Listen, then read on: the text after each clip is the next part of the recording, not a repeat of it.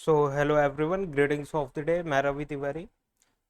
आज के सेशन में हम लोग basic concepts of rotating electrical machine के बारे में बात करेंगे कि जो कि बोथ जनरेटर एंड मोटर के लिए कॉमन है। कि चाहे वो कोई सा भी जनरेटर हो, लाइक सिंक्रोनस जनरेटर और या सिंक्रोनस मोटर या induction generator, induction motor, DC generator, DC Motors, तो ये सभी में कॉमन स्टेटमेंट है जो कि इम्पोर्टेंट कॉन्सेप्ट है। आप लोगों को सभी जनरलाइज कॉन्सेप्ट है। एज अ अगर आप इलेक्ट्रिकल मशीन पढ़ रहे हैं तो इस कॉन्सेप्ट के बारे में आपको बेहतरीन आइडिया होना चाहिए।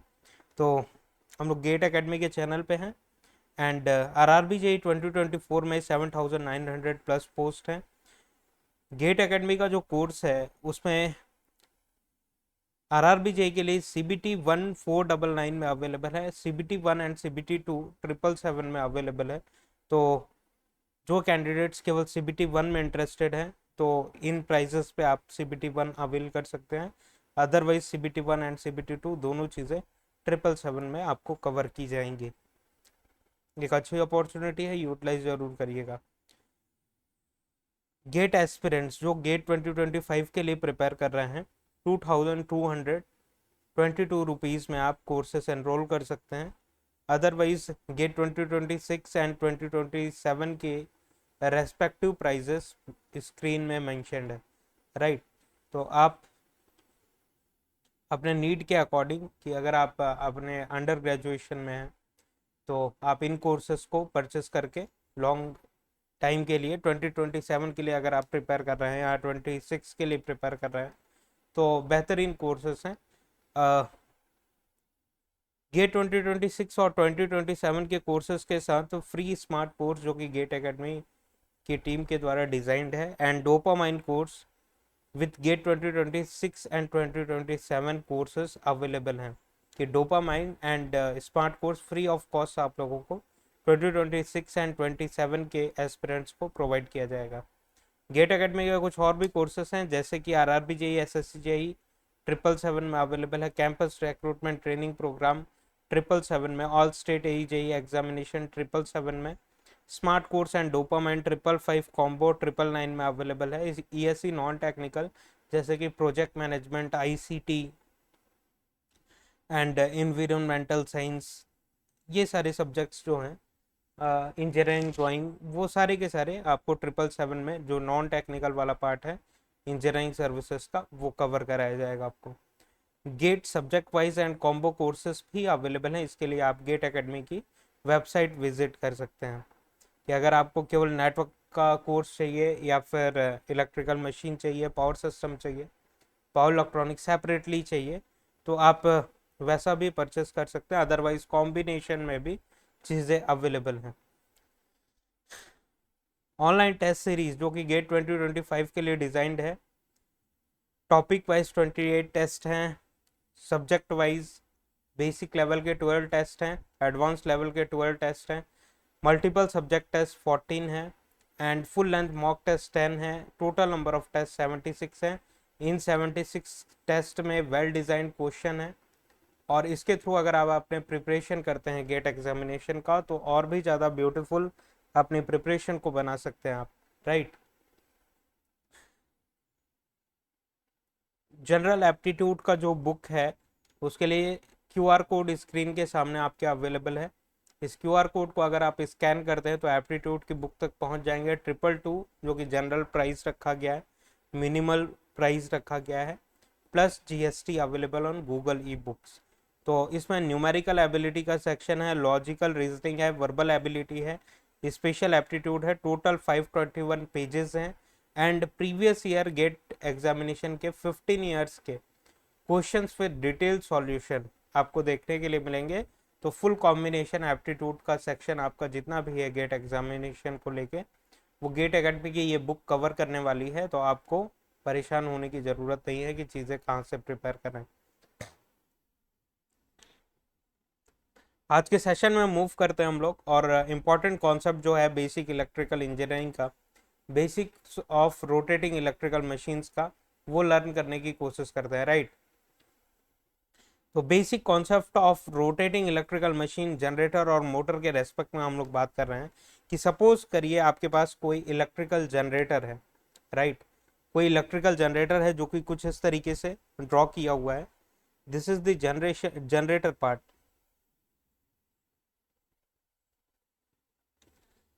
अब जनरेटर का जो शाफ्ट है, यहाँ पे आपको जनरेटर का शाफ्ट देखने के लिए मिल रहा है, वो प्राइम मूवर के थ्रू, प्राइम मूवर का जो शाफ्ट है वो दोनों मैकेनिकली कपल्ड हैं। कुछ इस तरीके से मैकेनिकल कपलिंग आपको देखने के लिए मिल रही है, राइट। ये मैकेनिकल कपलिंग ऐसे देखने के लिए मिल रही है आपको। अब प्राइम मूवर में हो सकता है आप वाटर फ्लो करवा रहे हो या फिर स्टीम के थ्रू इनपुट दे रहे हो। स्टीम के थ्रू स्टीम इंजन हो सकते हैं या फिर वाटर फ्लो करवा के आप टरबाइंस को रोटेट करा रहे हो। तो प्राइम मूवर में किसी भी तरीके का इनपुट हो उससे हम लोगों को मतलब नहीं है, मैकेनिकल इंजीनियर उसके लिए रिस्पॉन्सिबल है। तो प्राइम मूवर यहाँ पे प्राइम मूवर में स्टीम सप्लाई कर रहा है फॉर द टाइम बिंग, हम लोग एज्यूम करते हैं, जिसके through prime mover mechanically rotate हो पा रहा है इस डायरेक्शन में। प्राइम मूवर का टॉर्क जो है, क्योंकि इसका शाफ्ट कुछ इस डायरेक्शन में देखने के लिए मिल रहा है और टॉर्क कुछ इस डायरेक्शन में प्राइम मूवर डेवलप कर रहा है, ऐसा हम लोगों ने एज्यूम किया कि प्राइम मूवर का टॉर्क कुछ इस डायरेक्शन में रोटेट करना चालू किया। क्यों रोटेट होना चालू हो रहा है? क्योंकि इस तरीके से पेल्टन काइंड ऑफ अरेंजमेंट रहता है ना टरबाइंस में, आप लोगों ने ध्यान दिया होगा कि पेल्टन काइंड ऑफ अरेंजमेंट रहता है। अब इसमें मैं वन बाय वन करके अगर स्टोन्स थ्रो करता हूं तो ये इस डायरेक्शन में रन करेगा ना, और इसके शाफ्ट जो है अगर मैं जनरेटर के शाफ्ट से कनेक्ट कर देते हैं हम लोग, तो जनरेटर का शाफ्ट भी इसी के साथ मैकेनिकली जब कपल्ड है तो ये भी रन करना चालू करेगा। यही कॉन्सेप्ट यहाँ पे हम लोग डिस्कस कर रहे हैं कि प्राइम मूवर का जो शाफ्ट है वो जनरेटर के शाफ्ट के साथ डायरेक्टली मैकेनिकली कपल्ड है, और प्राइम मूवर का टॉर्क अगर इस डायरेक्शन में डेवलप हो रहा है तो डायरेक्शन ऑफ रोटेशन भी किस डायरेक्शन में होगा? ओमेगा स्पीड से इस डायरेक्शन में रन करेगा। जिस डायरेक्शन में प्राइम मूवर टॉर्क अप्लाई कर रहा है उसी सेम डायरेक्शन में आपके मशीन की शाफ्ट भी रन करेगी, राइट। अगर क्योंकि दोनों के बीच में क्या है, मैकेनिकल कपलिंग है।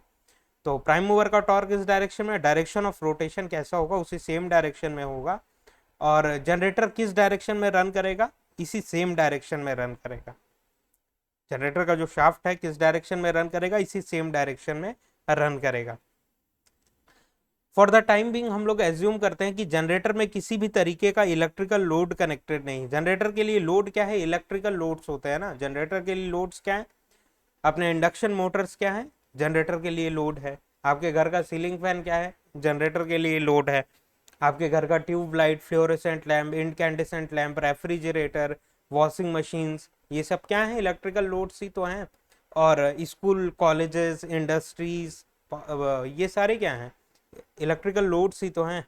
तो उसी के रेस्पेक्ट में हम लोग बात कर रहे हैं कि जनरेटर के टर्मिनल्स में किसी भी तरीके का कोई लोड अगर कनेक्टेड नहीं है, नो लोड कंडीशन में है जनरेटर, तो क्या होगा कि स्टीम पावर इनपुट हम लोगों ने प्राइम मूवर में सप्लाई किया, इसका शाफ्ट रन करना चालू किया, इस डायरेक्शन में टॉर्क का डेवलपमेंट कर रहा है, डायरेक्शन ऑफ रोटेशन भी इसी सेम डायरेक्शन में देखने के लिए मिलेगी, और जनरेटर जो है इजीली विदाउट एनी अपोजिशन उसी सेम डायरेक्शन में रन करना चालू कर देगा जिस डायरेक्शन में प्राइम मूवर टॉर्क का डेवलपमेंट कर रहा है, जिस डायरेक्शन में प्राइम मूवर टॉर्क का डेवलपमेंट कर रहा है, राइट। उसी सेम डायरेक्शन में कि सपोज करिए ये प्राइम मूवर है और ये जनरेटर है, जनरेटर का शाफ्ट, दोनों क्या है? मैकेनिकली कपल्ड है। अब प्राइम मूवर टॉर्क का डेवलपमेंट किस डायरेक्शन में कर रहा है? Torque, what is torque? Torque is the twisting force. आपको पता होना चाहिए torque is the twisting force, कि अगर इस डायरेक्शन में हम लोग बात करें ऐसा लीनियर फोर्स, इसको हम लोग क्या कहते हैं? Linear force. कि कोई टेबल रखा हुआ है उसमें कोई फोर्स अप्लाई करके उसके पोजीशन को चेंज कर रहे हैं, उसको कहते हैं लीनियर फोर्स। और ये क्या है? ट्विस्टिंग फोर्स है, जिसको हम लोग टॉर्क के नाम से जानते हैं। तो प्राइम मूवर में जो स्टीम पावर इनपुट हम लोगों ने दिया हुआ है, जिसके कारण प्राइम मूवर का टॉर्क इस डायरेक्शन में रोटेट करने की कोशिश कर रहा है, तो वो इजीली रन करेगा, क्योंकि कोई जनरेटर के टर्मिनल्स में कोई इलेक्ट्रिकल लोड नहीं है, तो किसी भी तरीके का कोई इलेक्ट्रिकल अपोजिशन नहीं देखने के लिए मिलेगा। वो इजीली हायर स्पीड पे रन करना चालू कर देगा। जनरेटर का शाफ्ट भी डायरेक्टली मैकेनिकली कपल्ड है। टॉर्क का डेवलपमेंट किस डायरेक्शन में हो रहा है? प्राइम मूवर का, इस डायरेक्शन में। डायरेक्शन ऑफ रोटेशन क्या होगा? इस डायरेक्शन में। और जनरेटर भी किस डायरेक्शन में रन करेगा, इसी सेम डायरेक्शन में रन करेगा। अगर जब तक लोड नहीं कनेक्ट किया हुआ है, ये टर्मिनल्स अगर ओपन सर्क्यूटेड है, लोड वाले ये अगर ओपन सर्क्यूटेड है, तो उस पर्टिकुलर कंडीशन में इलेक्ट्रोमैग्नेटिक टॉर्क जो कि जनरेटर डेवलप करेगा, खुद का टॉर्क, बैक टॉर्क, उसकी वैल्यू क्या होगी, 0 होगी। ये टॉर्क देखने के लिए नहीं मिलेगा मशीन में। जिस इंस्टेंट ऑफ टाइम पे, जिस इंस्टेंट ऑफ टाइम पे, जैसे कि आपकी बाइसिकल है, बाइसिकल है, उसमें आप प्राइम मूवर इनपुट दे रहे हैं, राइट। क्या कर रहे हैं, पैडल के थ्रू फोर्स लगा रहे हैं, वो क्या है, प्राइम मूवर इनपुट है। लेट्स सपोज कि प्राइम मूवर इनपुट है और आपके बाइसिकल के बैक कैरियर में कोई बैठा नहीं हुआ है, आपके फ्रेंड्स नहीं बैठे हुए हैं, तो आपकी मशीन कैसी है, नो लोड कंडीशन में। आपका जनरेटर कैसा है, नो लोड कंडीशन में, राइट। आपका जनरेटर नो लोड कंडीशन में है, किसी भी तरीके का कोई इलेक्ट्रिकल लोड नहीं कनेक्टेड है। तो उस पर्टिकुलर पोजीशन में थोड़ा सा भी प्राइम मूवर इनपुट आप देते हैं, थोड़ा सा भी फोर्स लगाते हैं, तो आपकी बाइसिकल रन करना चालू कर देगी easily with the higher speeds, right. लेकिन क्या होता है कि जब हम लोग लोड कनेक्ट करते हैं, इस सर्किट को क्लोज करते हैं, ग्रीन कलर के पेन से हम लोगों ने रिप्रेजेंट किया कि यहाँ का जो स्विच होगा उसको हम लोग क्लोज करेंगे, तो उस पर्टिकुलर कंडीशन में ये लोड सारे के सारे कनेक्ट हो जाएंगे जनरेटर के टर्मिनल से। मतलब यहाँ पे कुछ करंट वगैरह फ्लो करना चालू कर देगा। तो इस करंट के फ्लो करने के कारण जनरेटर अपना खुद का एक इलेक्ट्रोमैग्नेटिक टॉर्क डेवलप करेगा। ये कैसे डेवलप करेगा वो हम लोग लेटर पॉइंट ऑफ टाइम बात कर सकते हैं, या फिर डिटेल कोर्सेस में आपको देखने के लिए, सीखने के लिए मिलता है। तो जनरेटर में ये करंट फ्लो करना चालू कर देगा, लोड करंट। और इस लोड करंट के फ्लो करने के कारण ये लोड करंट कहाँ से फ्लो होता हुआ आएगा, आर्मेचर करंट। आर्मेचर में जब करंट फ्लो करेगा तो आर्मेचर में करंट फ्लो करने के कारण यहाँ पे एक जनरेटर अपना खुद का इलेक्ट्रोमैग्नेटिक टॉर्क डेवलप करेगा, जो कि एग्जैक्ट अपोजिट डायरेक्शन में होगा, जो कि एग्जैक्ट अपोजिट डायरेक्शन में होगा। ये ग्रीन वाले कंडीशन में इसकी वैल्यू क्या होगी, इलेक्ट्रोमैग्नेटिक टॉर्क की नॉन जीरो वैल्यू होगी, और इसका डायरेक्शन क्या होगा, प्राइम मूवर टॉर्क के जस्ट अपोजिट डायरेक्शन में होगा, जस्ट अपोजिट डायरेक्शन में। कि अब आपके बैक साइड, बाइसिकल के बैक कैरियर में आपका फ्रेंड आके बैठ जाता है, तो क्या हो गया, आपके लोड जनरेटर के टर्मिनल्स में लोड कनेक्ट हो चुका है, तो आप इजीली अब पैडल नहीं कर पाएंगे। अब आपको पैडल करने के लिए क्या करना पड़ेगा, फोर्स लगाना पड़ेगा। क्यों, क्योंकि उसको, उस बाइसिकल के मूवमेंट को रोकने के लिए कौन रेस्पॉन्सिबल हो रहा है, आपका फ्रेंड। कि आपका फ्रेंड कुछ फोर्स का डेवलपमेंट कर रहा है, उस फोर्स के अगेंस्ट में जाके आपको पैडल में ज्यादा फोर्स अप्लाई करना पड़ेगा। आपका प्राइम मूवर टॉर्क ज्यादा डोमिनेटिंग होगा, तभी बाइसिकल मूव कर पाएगी। अदरवाइज क्या होगा, प्राइम मूवर टॉर्क ज्यादा डोमिनेटिंग नहीं होगा। अगर आपका लोड बहुत ज्यादा हाई है, आपकी बाइसिकल में उतना टॉर्क आप फोर्स अप्लाई नहीं कर पा रहे हैं, पैडल कर नहीं पा रहे हैं, तो बाइसिकल क्या होगी, उसी पर्टिकुलर पोजीशन पर रुकी खड़ी रह जाएगी, आगे नहीं बढ़ पाएगी। सिमिलरली जनरेटर्स के टर्म्स में भी हम लोग बात कर रहे हैं कि नो लोड के कंडीशन में है, तो किसी भी तरीके का कोई बैक टॉर्क या फिर इलेक्ट्रोमैग्नेटिक टॉर्क को ही हम लोग क्या कह रहे हैं, बैक टॉर्क कह रहे हैं। किसी भी तरीके का कोई बैक टॉर्क नहीं देखने के लिए मिलेगा। जिस डायरेक्शन में प्राइम मूवर टॉर्क का डेवलपमेंट कर रहा है, उसी सेम डायरेक्शन में रोटेशन भी हो रहा है। और जनरेटर का शाफ्ट किस डायरेक्शन में रन करेगा, क्योंकि इसके साथ डायरेक्टली मैकेनिकली कपल्ड है, तो ये इसी सेम डायरेक्शन में, जिस डायरेक्शन में प्राइम मूवर टॉर्क था, उसी सेम डायरेक्शन में रन करना चालू किया।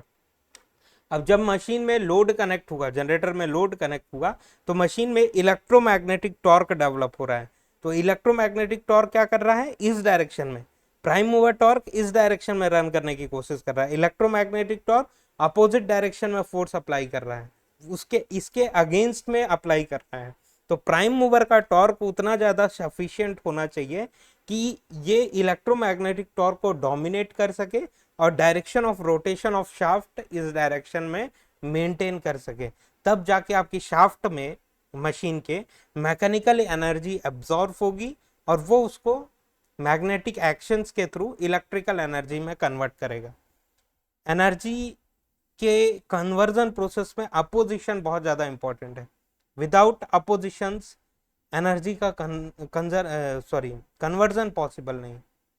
अपोजिशंस किसी ना किसी फॉर्म में देखने के लिए मिलेगा। जितना ज्यादा अपोजिशन हो रहा है उतना ज्यादा आप इनपुट बढ़ाइए कि प्राइम मूवर में स्टीम का सप्लाई ज्यादा दीजिए, जिसके कारण प्राइम मूवर टॉर्क ज्यादा डोमिनेटिंग रह सके, उस अपोजिशंस को झेल सके, तब जाके उतना ज्यादा मैकेनिकल एनर्जी जनरेटर एब्जॉर्ब करेगी और इलेक्ट्रिकल एनर्जी लोड को सप्लाई कर पाएगी उतना ज्यादा। तो ये लाइफ में भी इक्वली एप्लीकेबल है, राइट, कि लाइफ में भी अपोजिशंस जितने ज्यादा आएंगे तो उसे घबराने की जरूरत नहीं है। उस टाइम पे आप खुश हो जाइए कि इन अपोजिशंस के समय पे, oppositions in the form of physical,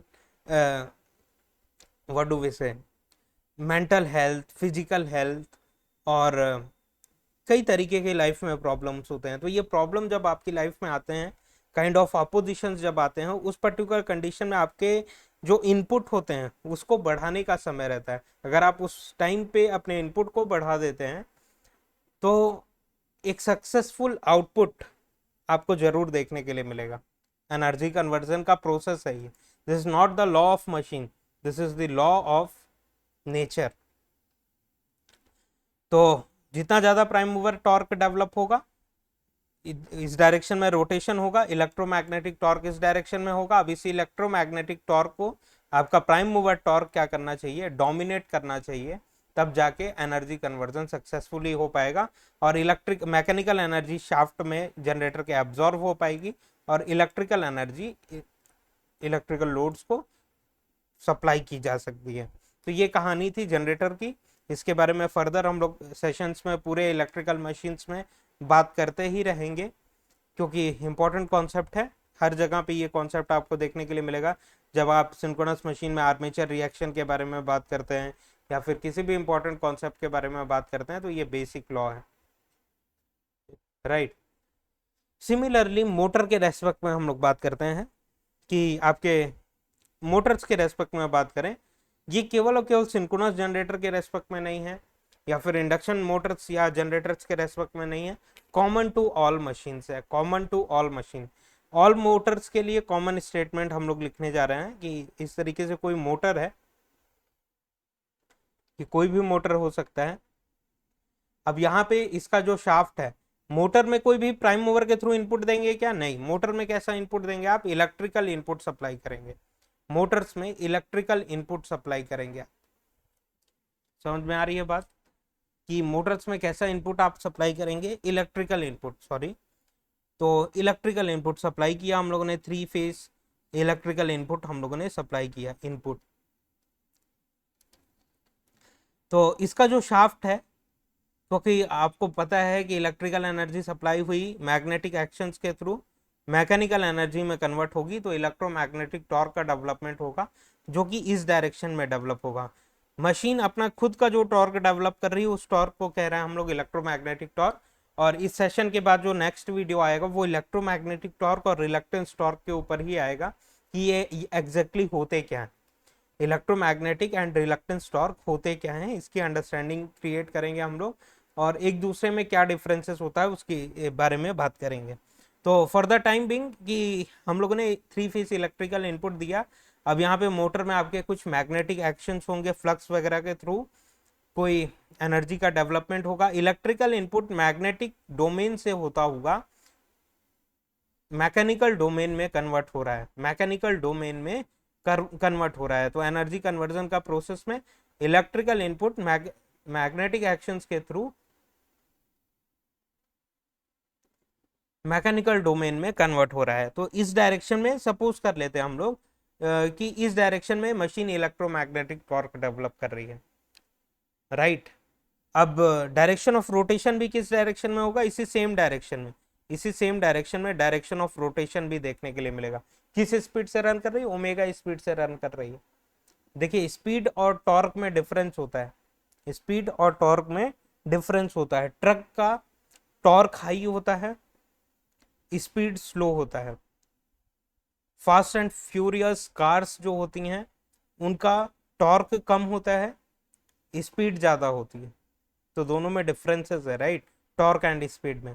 तो इसका जो शाफ्ट है मोटर का, वो मैकेनिकल लोड के साथ डायरेक्टली कैसा है, मैकेनिकली कपल्ड है, इस तरीके से मैकेनिकली कपल्ड। अब लोड कैसे हो सकते हैं कि लोड हम लोगों ने आपने अपने इंजीनियरिंग के ड्यूरेशन में, अपने अंडर ग्रेजुएशन में ये टेस्ट भी परफॉर्म किया होगा कि इस तरीके से क्या होता है कि, जस्ट अ सेकेंड,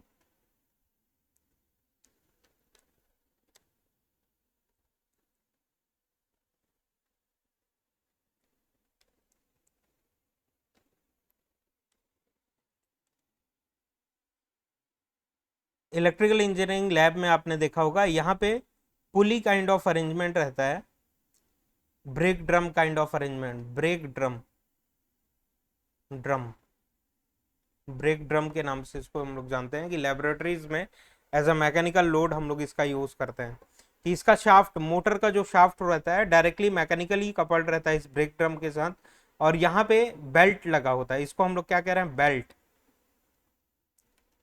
और यहाँ पे ये क्या है, स्प्रिंग्स हैं, स्प्रिंग्स हैं ये स्प्रिंग्स।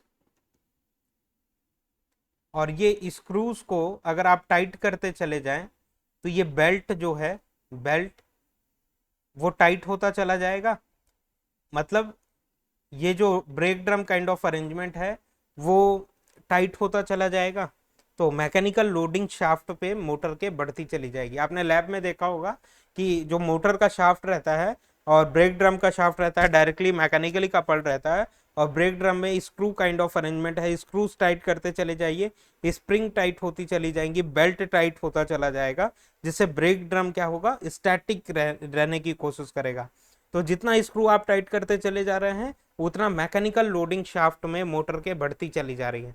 अगर आपको और भी ज़्यादा मैकेनिकल लोडिंग बढ़ानी है तो और भी ज़्यादा स्क्रू आप टाइट कर दीजिए, तो और भी ज़्यादा मैकेनिकल लोडिंग आप इस तरीके से इंक्रीज कर सकते हैं।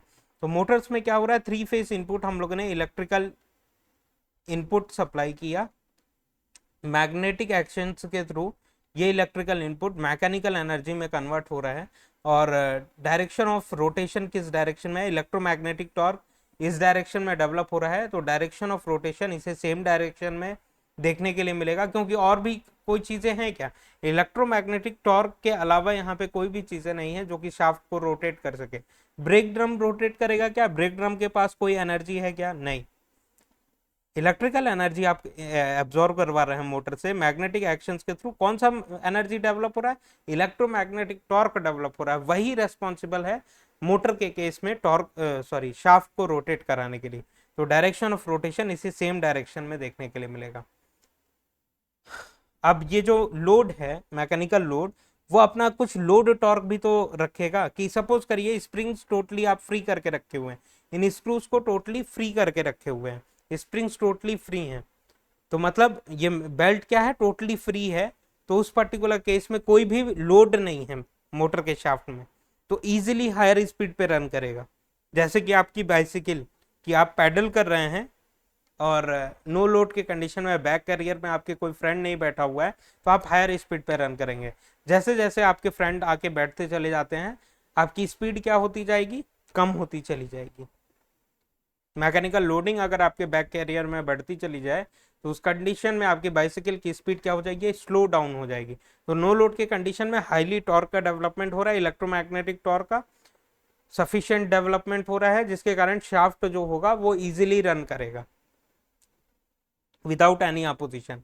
लेकिन जैसे ही आप मैकेनिकल लोडिंग प्रोवाइड करना चालू करते हैं, जैसे ही मैकेनिकल लोडिंग प्रोवाइड करना चालू करते हैं, देखिए मोटर के लिए लोड क्या है, जो उसके मूवमेंट को इलेक्ट्रोमैग्नेटिक टॉर्क इस डायरेक्शन में रोटेट डायरेक्शन में देखने के लिए मिल रहा है, डायरेक्शन ऑफ रोटेशन इस डायरेक्शन में है। अब लोडिंग क्या होगी मोटर के लिए, जो कि इसके रोटेशन को रोक सके, जो कि उसके रोटेशन को रोक सके, वही होगी मैकेनिकल लोडिंग। अगर इस फैन में जो कि रन कर रहा है मैकेनिकल लोडिंग और बढ़ानी हो तो मैं क्या करूं, हम लोग क्या कर सकते हैं कि इसके फैन के ब्लेड को आप पकड़ के रख लीजिए, तो मोटर क्या होगा, ज्यादा लोड मैकेनिकल लोडिंग एक्सपीरियंस करेगा। तो जो रोटेशन को, मोटर के रोटेशन को रोकने की कोशिश करे, वही मैकेनिकल लोडिंग होगा। तो अगर इसके स्प्रिंग्स को हम लोग टाइट कर देते हैं इन स्क्रूज के हेल्प से, बेल्ट टाइट हो जाएगा, ब्रेक ड्रम टाइट हो जाएगा, तो लोड जो है, ये लोड टॉर्क का डेवलपमेंट अपोजिट डायरेक्शन में होगा, कि इस डायरेक्शन में अगर ये रन कर रहा है तो इसके अपोजिट वो लोड जो है टॉर्क अप्लाई करेगा, जिसके कारण मशीन स्लो डाउन होना चालू होगी, जिसके कारण मशीन स्लो डाउन होना चालू होगी। और ये जो इलेक्ट्रोमैग्नेटिक टॉर्क मशीन डेवलप कर रही थी मोटर, वो इतना स्ट्रांग होना चाहिए, वो इतना स्ट्रांग होना चाहिए कि इस लोड टॉर्क को डोमिनेट कर सके, लोड टॉर्क से बड़ा रह सके, तभी जो है डायरेक्शन ऑफ रोटेशन इस डायरेक्शन में कंटिन्यूड रहेगा। अदरवाइज क्या होगा कि अगर इलेक्ट्रोमैग्नेटिक टॉर्क जो मशीन डेवलप कर रही है लोड टॉर्क से कम है, लोड टॉर्क से कम है, कि लोड जो है आपने पूरा टाइट करके रख दिया हुआ है, बहुत ज्यादा टाइट कर दिया, बेल्ट बहुत ज्यादा टाइट हो गया, ब्रेक ड्रम एकदम स्टैटिक हो गया, अब शाफ्ट जो कि ब्रेक ड्रम का शाफ्ट मोटर के शाफ्ट के साथ डायरेक्टली मैकेनिकली कपल्ड है, ये इलेक्ट्रोमैग्नेटिक टॉर्क का डेवलपमेंट इस डायरेक्शन में कर रहा है, इस डायरेक्शन में रोटेट करने की कोशिश तो कर रहा है, लेकिन लोड टॉर्क बहुत ज्यादा स्ट्रांग है, वो इस डायरेक्शन में रोटेट करने नहीं देगा। तो मशीन आपकी उस पर्टिकुलर कंडीशन में क्या हो जाएगी, स्टॉप हो जाएगी, मोटर रन करना चालू नहीं करेगा, मोटर स्टॉप पोजीशन में हो जाएगा, स्टालिंग, स्टालिंग जिसको टेक्निकल लैंग्वेजेस में हम लोग बोलते हैं, स्टालिंग पोजीशन। आशा करते हैं आपकी अंडरस्टैंडिंग होगी इसके बारे में। तो यहाँ पे देखिए कुछ कंक्लूजन हम लोग ऑब्जर्व कर रहे हैं यहाँ पे, कि जनरेटर में क्या हो रहा था, जिस डायरेक्शन में इलेक्ट्रोमैग्नेटिक टॉर्क था उसके अपोजिट डायरेक्शन में रोटेशन देखने के लिए मिल रहा था, उसके अपोजिट डायरेक्शन में रोटेशन देखने के लिए मिल रहा था। लेकिन मोटर्स में क्या है, जिस डायरेक्शन में इलेक्ट्रोमैग्नेटिक टॉर्क है उसी सेम डायरेक्शन में स्पीड भी देखने के लिए मिल रही है।